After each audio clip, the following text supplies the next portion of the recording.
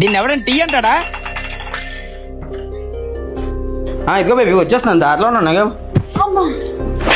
అరికట్టంగా పని పాట లేకుండా ఇలా ఇన్ని కాదు బేబీ, ఇక ఉంది కదా దెయ్యం మా ఇంట్లోనే. ఇప్పుడు నేనేం చెయ్యాలి? మా ఆయన వేరే అమ్మాయితో మాట్లాడుతున్నాడు. ఇప్పుడు నేనేం చెయ్యాలి?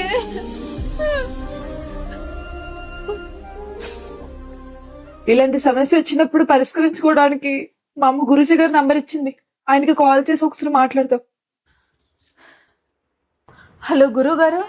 సో చూసారు కదా, మీరు కూడా ఇటువంటి సమస్యలతో బాధపడుతున్నారా? ప్రేమ, పెళ్లి, ఆర్థిక, వ్యాపార, భార్యాభర్తల మధ్య గొడవలు, ఆస్తి తగాదాలు, విదేశీ ప్రయాణాలు, కోర్టు సమస్యలు, సంతాన సమస్యలు, ఎటువంటి సమస్యలకైనా ఖచ్చితంగా పరిష్కరిస్తారు శ్రీ కనకదుర్గమ్మ తల్లి ఆశీస్సులతో జ్యోతిష్యం చెప్పబడింది గురూజీ శివరామరాజు గారు. ఈ గురువు గారు జ్యోతిష్యం చెప్పడానికి కేవలం 301 రూపాయి మాత్రమే తీసుకుంటారు.